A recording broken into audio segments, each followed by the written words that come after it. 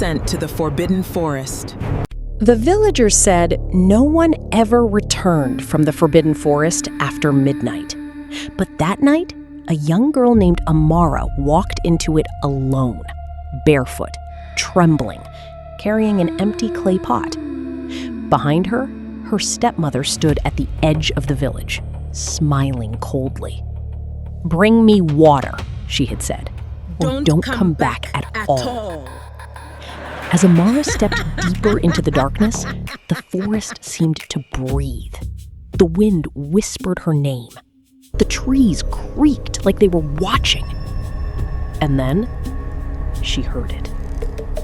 A voice. Not human. Soft, but ancient. I can't move. "Why have you come, child?" They're in the trees. No, Amara froze, they're in my mind. because deep inside, The she forest is realized watching us. the forest was not It's- empty. It was It's waiting. here. Amara turned slowly, her breath shaking. "Who's there?" she whispered. No answer, only silence. But the silence felt alive. She stepped forward, her feet sinking into the damp earth. The deeper she walked, the colder the air became. Her lantern flickered violently, as if something unseen was trying to blow it out. Suddenly, she saw it. A well. Old, broken, covered in vines. This had to be it, the water her stepmother wanted. But as she approached, the same voice returned, closer this time. Take nothing without giving something back. Amara hesitated, but fear of her stepmother was stronger than fear of the forest.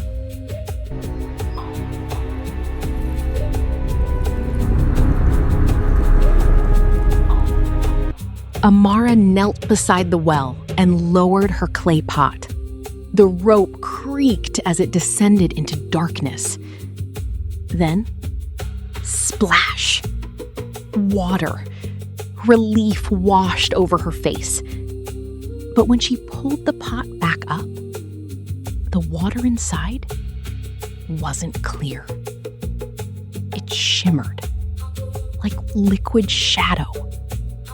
Her reflection stared back, but it wasn't her. Its eyes were glowing faintly, and it smiled before she did. Amara dropped the pot in shock. The forest fell silent again. Too silent. What is this? Help me. No. The voice returned again. The voice returned again.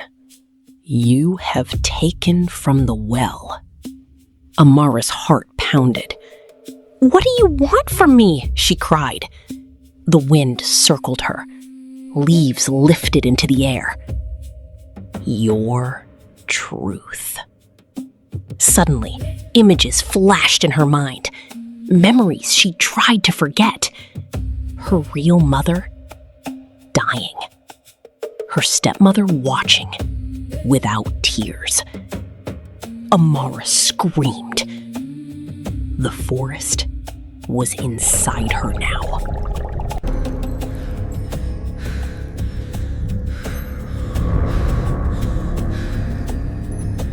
Amara collapsed to her knees, clutching her head as the visions faded. The forest went still again, but something inside her had changed. She could feel it. A presence. Not outside, but within. Her fingers trembled as she reached for the clay pot she had dropped. The ground around it was wet, but the water had not spilled normally. It had spread in strange patterns, like symbols carved into the earth.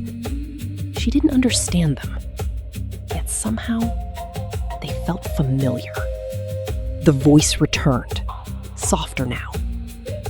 "You have seen your truth, but truth is never free. Amara swallowed hard. "What do you want from me?" The wind answered this time, not with words, but with a chilling sensation crawling up her spine. Something had marked her, and whatever it wasn't finished. No! Oh! The path is gone! What is this? Amara forced herself to stand. It's gone! The path She is couldn't gone! stay here any longer.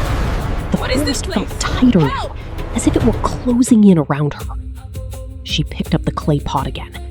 This time, the water inside looked normal, clear, still, harmless. But when she looked closer, something moved beneath the surface. She blinked. Nothing. Just her imagination. Right. She turned and began walking back, retracing her steps. But the path she had taken before was gone. The trees had shifted. The ground was different. The forest had changed. "You cannot leave so easily," the voice whispered. Amara's breath quickened. She was no longer just lost. She was being Hello? kept. No! Keep away! Stop! Amara began to run. Panic surged through her veins as shadows stretched unnaturally across the ground. Branches snapped behind her. Something was following. "Stop," the voice said calmly. She didn't listen. Faster. The sound grew closer. Then suddenly, she tripped. Her body hit the ground hard, the clay pot slipping from her hands. Crack. It didn't shatter, but a thin fracture spread across its surface. And from that crack, dark liquid began to leak. Not water. Something else. Amara stared in horror. The pot was not holding water anymore. It was holding something alive. Stop!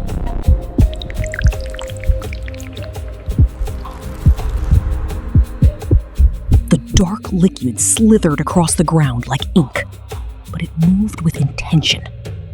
It circled Amara's hand. Cold. Alive. She tried to pull away, but it clung to her skin, crawling up her arm like a shadow seeking a home. "No!" she screamed. The voice answered, louder this time. "You have taken power. Now it takes you." The darkness seeped into her skin. Her veins darkened. Her vision blurred. And for a moment, I must see this through. The path is showing. Amara gasped as the darkness suddenly stopped spreading. Silence returned. The liquid pulled back, retreating into the cracked pot as if obeying an unseen command. Her arm trembled. The dark veins faded, but not completely. Something remained. Something hidden beneath her skin. "You are not ready yet," the voice murmured. Amara looked around desperately. "Let me go," she begged. The forest did not answer. But the path slowly reappeared in front of her. A way out or a trap? You're welcome here. We've been waiting for you. Amara didn't hesitate this time. She grabbed the pot and ran. The forest didn't stop her. That was what scared her most. When she finally reached the edge of the village, the first light of dawn was breaking. Home. Safe. Or so she thought. Her stepmother opened the door slowly. Their eyes met. For the first time, the woman looked afraid. Not angry, not cruel, afraid. "Amara," she whispered. But Amara didn't answer. Because behind her, in the reflection of the doorway, something stood, smiling, and it was wearing her face.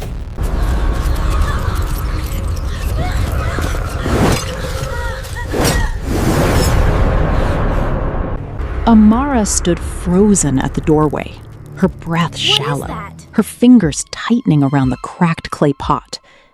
The reflection behind her, her own face, tilted its head slowly, but Amara had not moved. It smiled wider, too wide. Her stepmother staggered back, gripping the doorframe.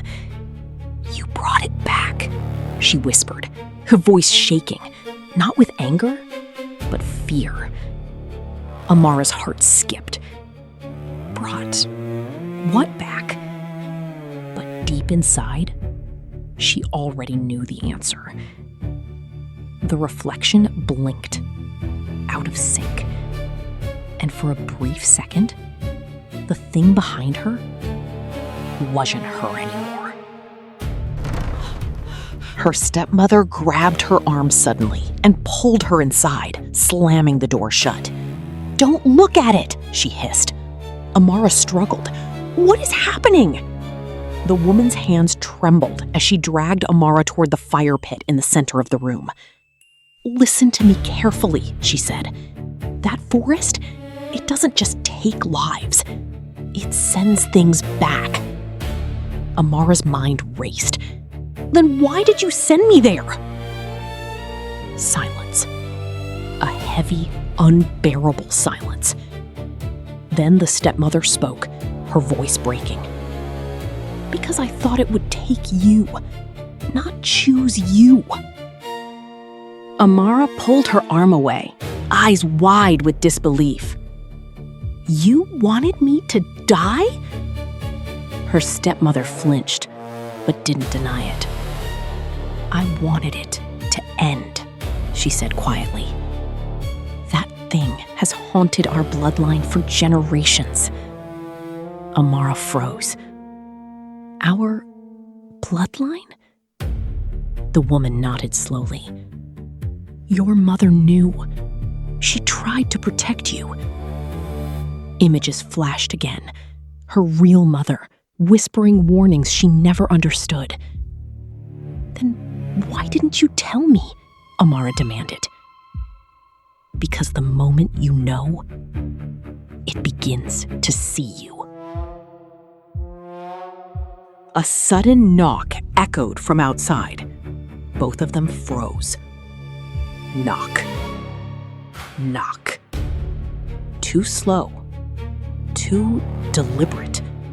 Amara's stomach dropped. "That's not a person," her stepmother whispered. The knocking stopped. Then a voice came from outside. Soft. Familiar. "Amara, open the door." It was her voice. Exactly her voice. Her stepmother backed away in horror. It found the house.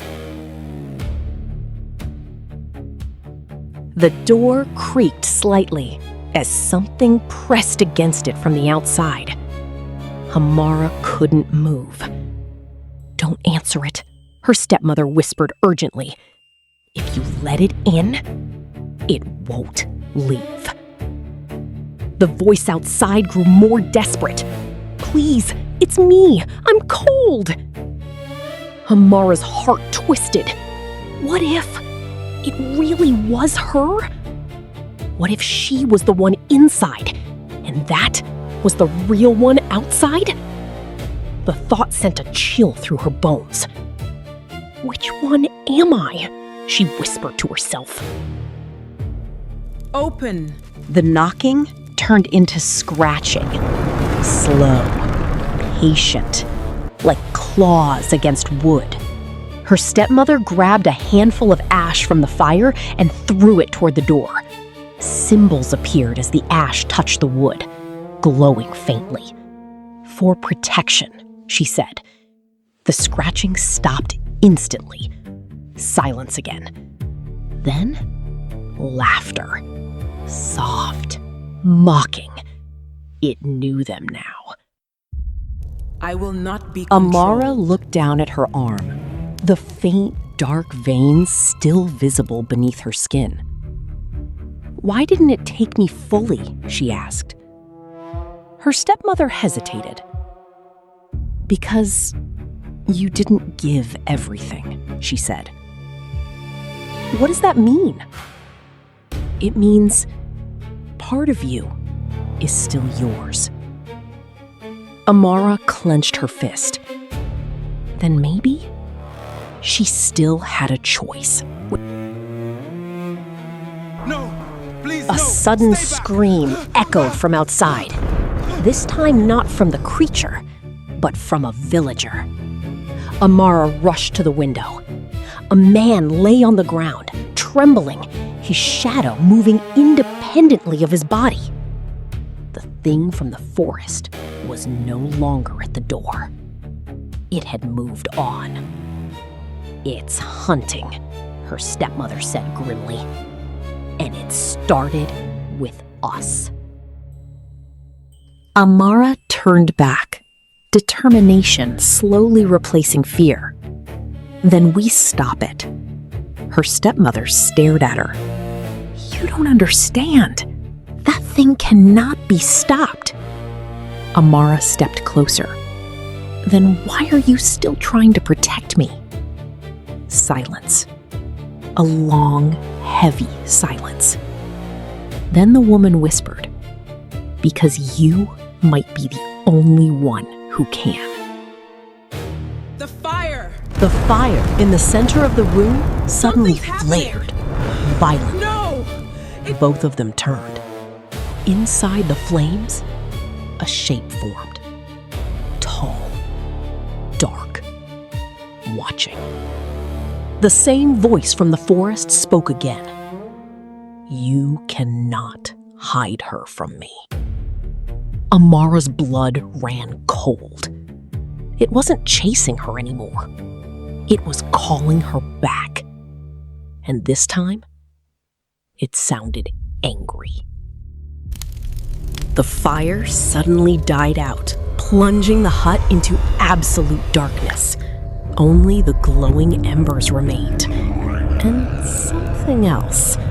A pair of hollow, glowing eyes appeared in the reflection of the cracked clay pot on the floor. The voice didn't come from the fire this time. It whispered right beside Amara's ear. "Tell me, little bird, what did your mother promise me?" The flames twisted higher, No! throwing It wild can't be- shadows across the walls. Amara could not look away from the dark figure inside the fire. It had no clear face, yet she felt its eyes burning into her. Her stepmother stepped in front of her. "She is not yours," she said. The fire laughed. "She was mine before she was born." Amara's body went cold. Before she was born? The figure raised one long, shadowed hand. The cracked clay pot on the floor began to shake. The dark water inside bubbled like it was boiling. Then the voice whispered, "Ask her what your mother promised me." Amara turned slowly toward her stepmother. "What promise?" The woman's lips trembled. For the first time, she looked old, tired, and broken. "Your mother was dying," she said. "The village healer could not save her. She went to the forbidden forest and begged the spirit for life." Amara shook her head. "No, my mother would never bargain with that thing." "She didn't bargain for herself," the stepmother whispered. "She bargained for you." The fire cracked sharply. She asked the forest to let you live, the voice said. And in return, she promised me your shadow. Amara looked down at the floor. Her shadow lay beneath her feet, but it was moving slightly, as if breathing. "No," she whispered. Her shadow lifted one hand.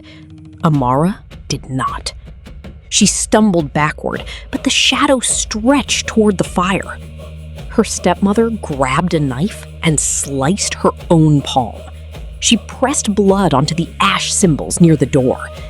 The room shook, and the fire dimmed. The voice growled.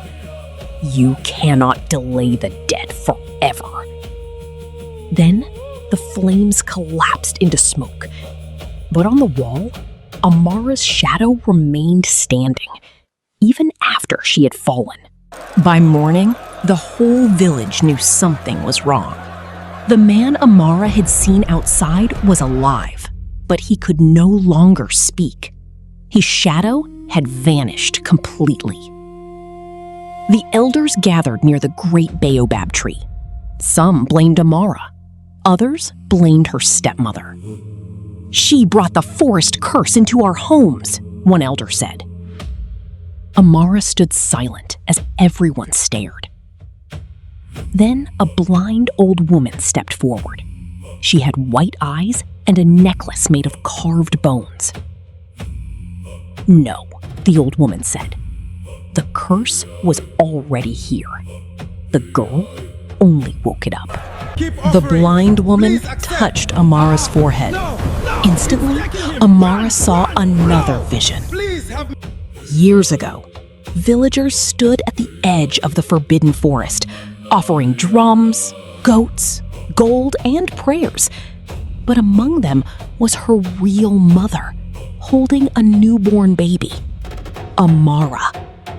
The village was not afraid of the forest then. They worshipped it. The vision shifted. A young girl was dragged into the trees as sacrifice. She screamed while the villagers sang. Amara pulled away, horrified. "You all fed it," she said.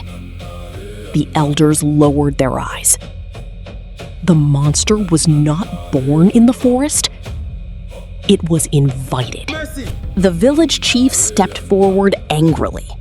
"Do not listen to her. She is already corrupted." But Amara noticed something strange. The chief had a shadow, but it was too large, too sharp, and it pointed in the wrong direction. The blind woman whispered, "Look carefully, child." Amara focused. The chief's shadow twisted like a snake and smiled. Her heart pounded. "You made a new pact," she said. The chief's face hardened. Then he smiled, not kind, but knowingly. Someone had to keep the village alive. The crowd stepped back. Some gasped. Others looked away, as if they already knew. Amara felt anger rising inside her. "How many people did you give to the forest?" The chief's smile disappeared. "Enough to keep famine away. Enough to keep sickness from our children. And my mother?" He paused. That pause was the answer. Amara's dark veins returned, crawling up her arm. The ground beneath her feet cracked. Her stepmother rushed forward. "Control it, Amara!" But the power felt warm now, familiar, almost comforting. For one terrifying moment, Amara wanted to let the power loose. She wanted the chief to feel the fear her mother felt. She wanted the whole village to confess. Then she saw a little boy hiding behind his grandmother, crying. The darkness inside her paused. Amara closed her fist and forced the power back. The cracks in the ground stopped spreading. The chief watched her carefully. "You are weaker than I thought." Amara looked at him. "No, I am not you." The blind woman smiled faintly. But behind the chief, his shadow whispered, "Not yet." The blind woman led Amara and her stepmother away from the crowd into a small hut filled with herbs, bones, and old masks. "There are 7 bindings," the old woman said. 7 problems created by 7 sins of this village. Each binding feeds the final spirit. Amara listened closely. "If you break them," the woman continued, "you weaken the forest spirit. But if you fail, it will take not only your shadow, it will wear your body." Amara swallowed. "What is the first binding?" The old woman pointed to the cracked clay pot. "The well of taken names." That night, Amara stood before the cracked clay pot as the blind woman chanted. The dark water inside began to rise without spilling. Faces appeared on the surface. Children, women, men, all trapped beneath the water. Then one face rose above the rest. Amara stopped breathing. It was her mother, but her mother's eyes were black. Her lips moved slowly, forming words Amara wished she had never heard. "Do not save me, Amara." Then another voice spoke from inside the pot. Amara's own voice. "Because I am not your mother anymore." The voice echoing from the pot didn't just fade away.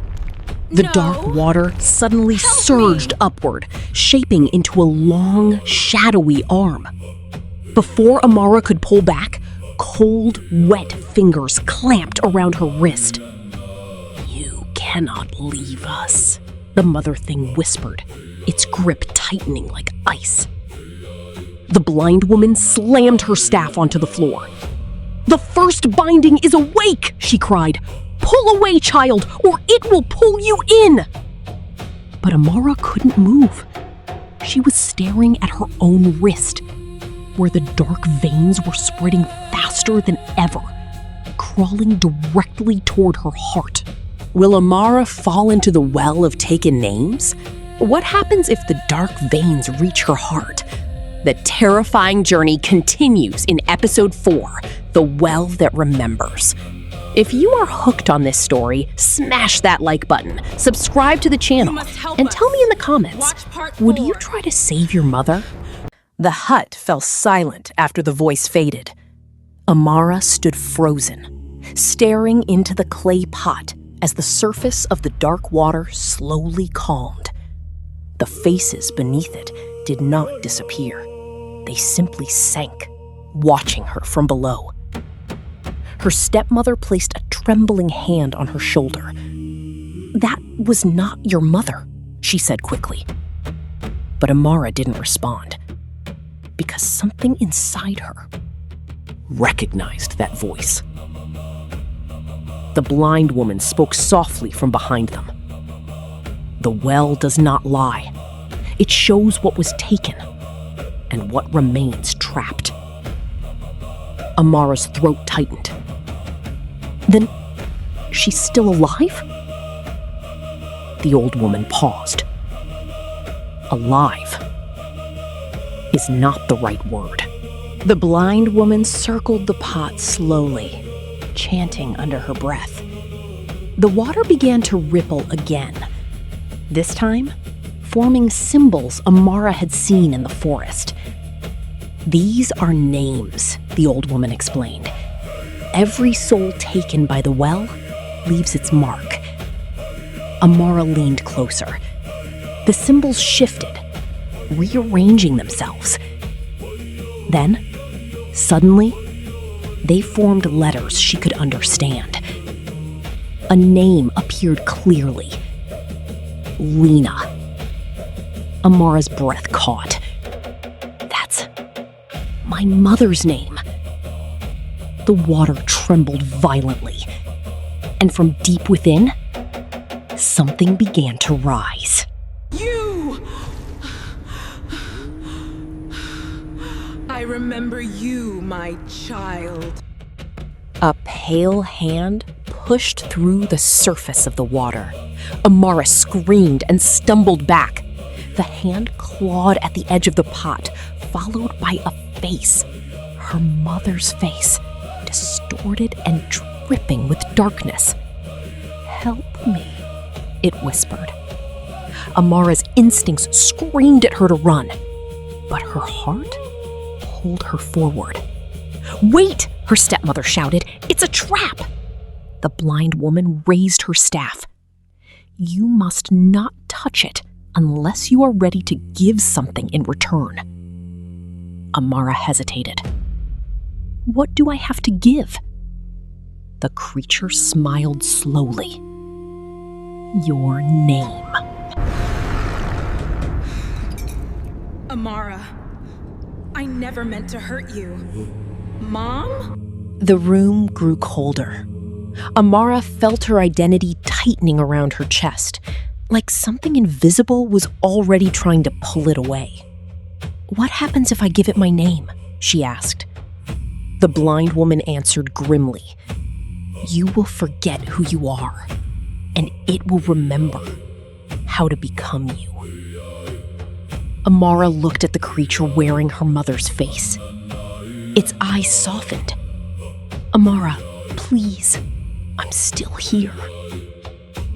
Tears filled her eyes. What if it was true? What if her mother was still trapped, waiting for her? Her hand trembled, reaching forward.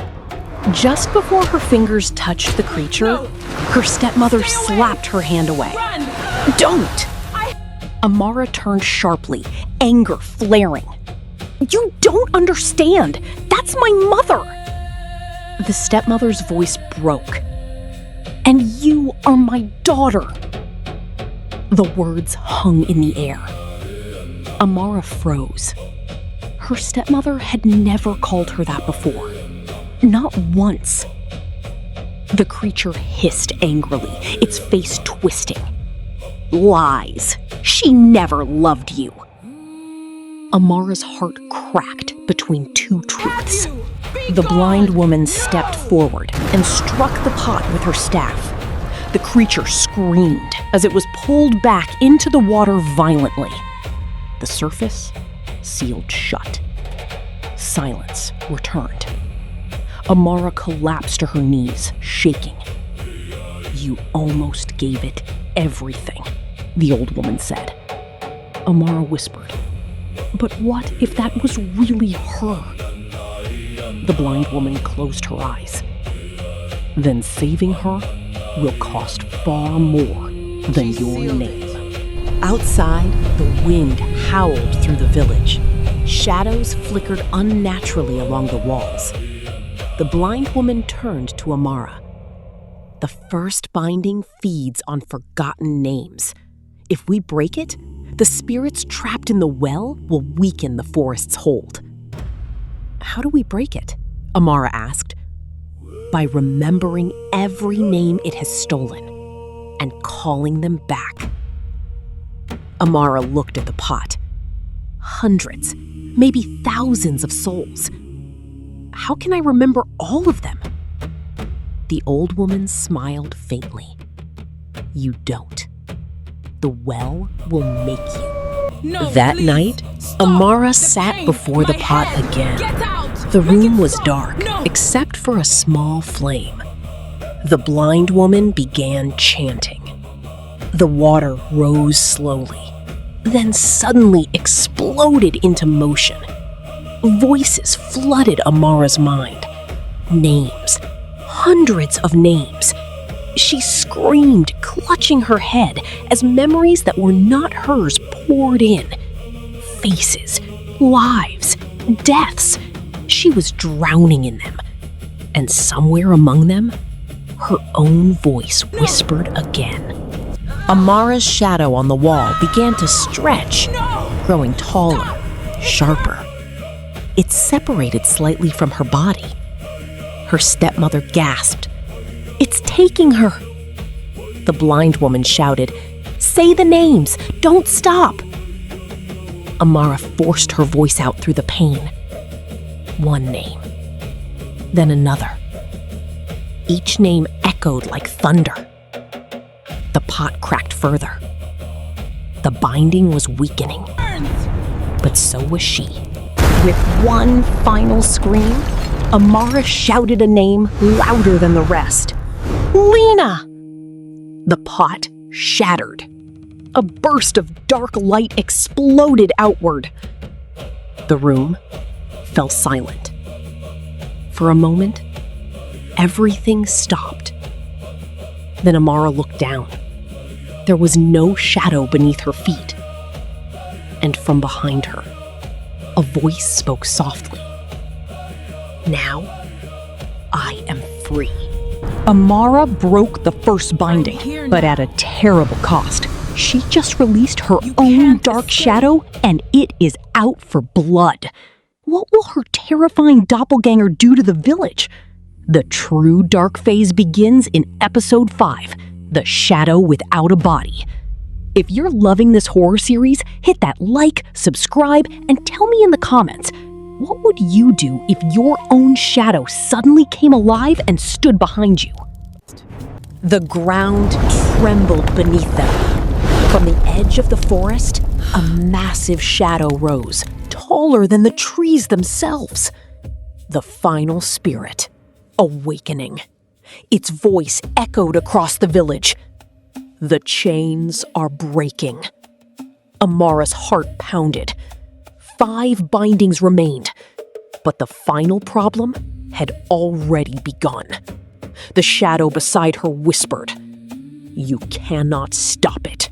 Only choose your side." Amara hesitated. For a moment, his words made sense. Power. Control. No more fear. Her shadow self appeared beside the chief, smiling. "Yes, come," it whispered. Her stepmother grabbed her again. "Don't listen to them." Amara's mind split between 2 paths, light and darkness, and both felt like truth. The chief stepped forward, his expression calm but cold. "You see now," he said. "The forest does not create monsters." He gestured around. "It reveals them." His shadow stretched behind him like a living creature. Amara felt the darkness inside her respond, pulling her closer. "Join me," the chief said quietly. "You and I, we understand what must be done." The blind woman joined her outside. "The second binding is breaking on its own," she said. Amara turned. "What is it?" "The binding of false faces," the old woman replied. "The village has lived on lies for generations." Amara looked around. People screaming. People hiding. People revealing their true selves. The chief stood in the center, calm. His shadow now fully detached. Run, get Amara inside! stepped outside, despite her stepmother's protests. The village was chaos. A man screamed as his shadow peeled off the ground and stood upright. A child cried as her shadow wrapped around her legs like chains. Amara clenched her fists. "This is my fault," she whispered. The shadow appeared beside her, unseen by others. "No," it said. "This is who they really are." Suddenly, the door burst open. Villagers rushed in, panicked and shouting. "It's everywhere," one cried. "Shadows are leaving people." Amara turned toward the chaos. Outside, she saw figures running, some without shadows, others chased by them. The curse was spreading. The shadow behind her laughed softly. You broke the first chain, so I could be free. Amara's stomach dropped. Breaking the binding had not just weakened the forest, it had unleashed it. The blind woman turned sharply to Amara. You cannot fight it like an enemy. It knows everything you know. Then how do I stop it? You must face what it is made of. Amara's mind raced.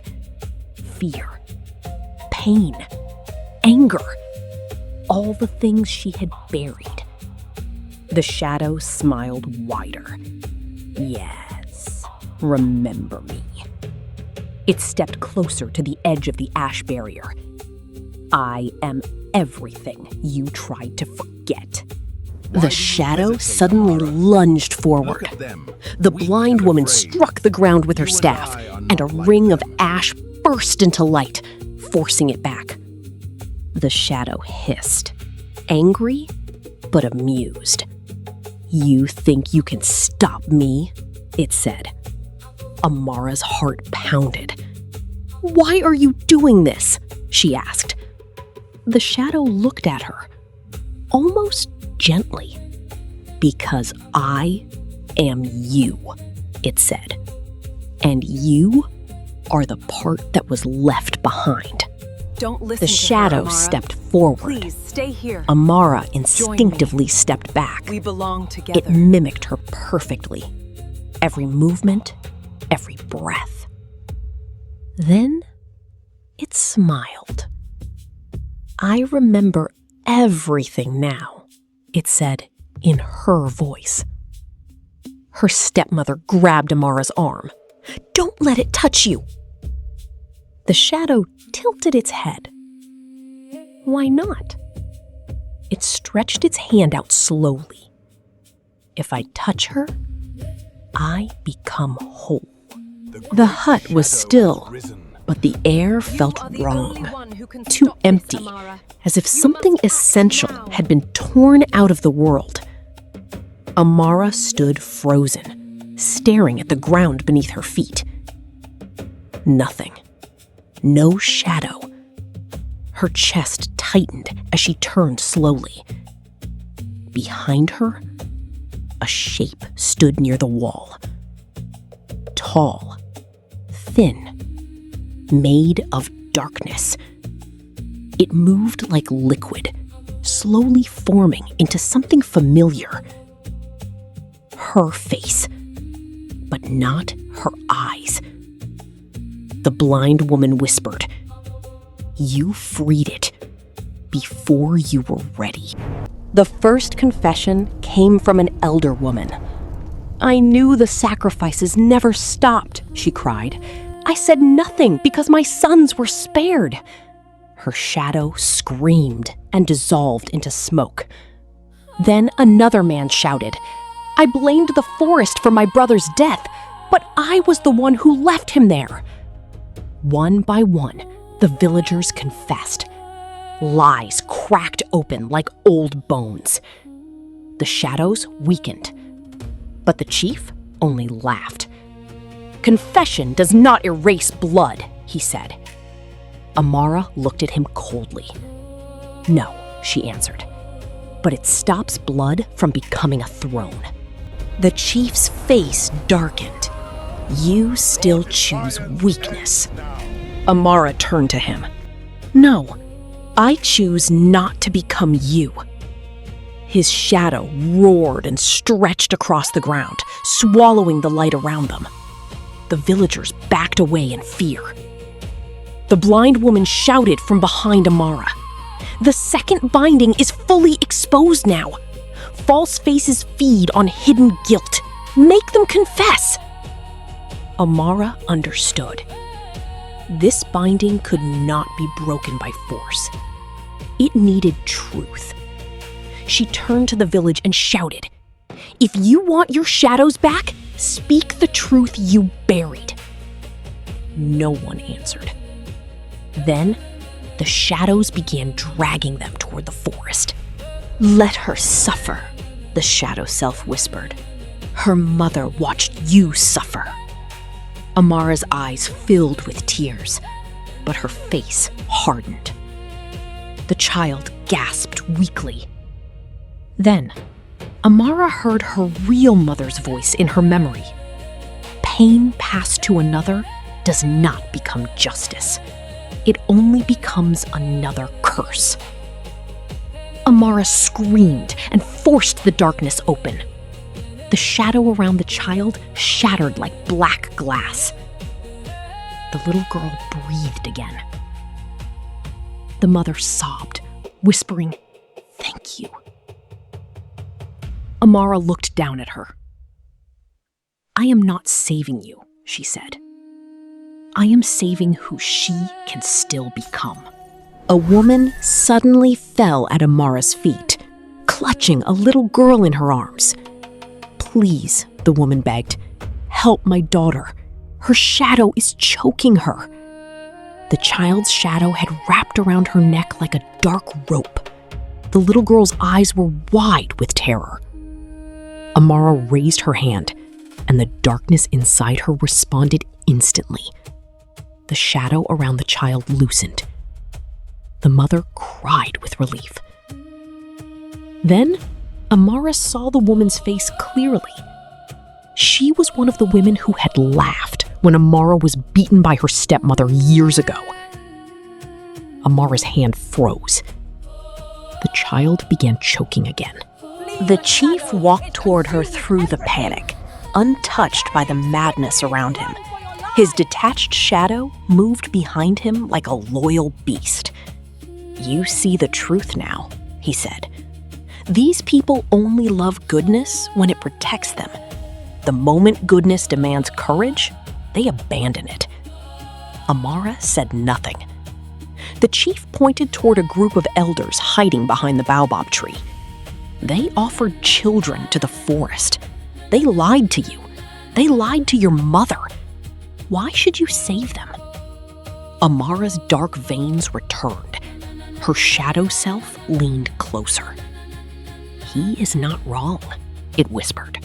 The giant shadow above the forest stretched across the sky like a living storm.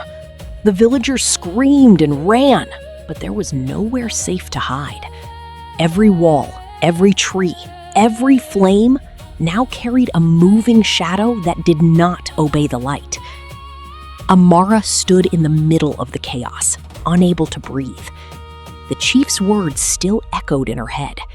"Choose your side." Her shadow self stood beside her, smiling like a sister. "They feared you when you were weak," it whispered. "Imagine what they will do when they see your power." Amara looked at the villagers who once mocked her, ignored her, and let her suffer. For the first time, revenge felt like justice. The chief grabbed a bone knife from his belt and sliced his own shadow from the ground completely. The village trembled. The blind woman gasped. "He is opening the third binding by force!" The chief raised the knife toward the forest. "If confession weakens us," he shouted, "then I choose silence forever!" The giant spirit above the forest roared with approval. Suddenly, every mouth in the village began sealing shut with black ash. Amara tried to scream, but no sound came out. The third binding had awakened. The stepmother's confession completed the second binding. A thunderous crack split the sky. The shadows across the village collapsed, returning to the feet of their owners. But Amara's shadow did not return. Instead, her shadow self screamed in rage. "No! She was supposed to hate you!" Amara held her stepmother tightly. "I did," Amara whispered. "But hate is not the only thing I remember." The shadow self staggered backward, wounded by the words. For the first time, It looked afraid. The chief saw it too, and his calm finally broke. Her stepmother threw herself between the shadow and the blind woman. The dark spear pierced through her chest, not with blood, but with smoke. Her eyes widened, and all the hidden memories she had buried began pouring out around her. Amara screamed, "No!" Her stepmother fell into her arms. "I sent you to the forest," she whispered. "Not because I hated you, because I was afraid if I loved you, the forest would use that love against us." Amara cried, shaking her head. The stepmother touched her face. "I was wrong. Love hidden becomes another lie." The second binding began to break. The air filled with the sound of masks cracking. Invisible faces shattered above the village, raining down dust like gray snow. The chief screamed as his shadow twisted violently. "No!" he shouted. "Without lies, this village dies!" The blind woman stepped forward. "No. Without lies, it finally begins to live." The chief turned toward her with hatred. "You old traitor." Then his shadow shot forward like a spear. Amara tried to stop it, but her stepmother moved first. Silence swallowed the village. No screams, no cries, only the wind moving through empty mouths that could no longer speak.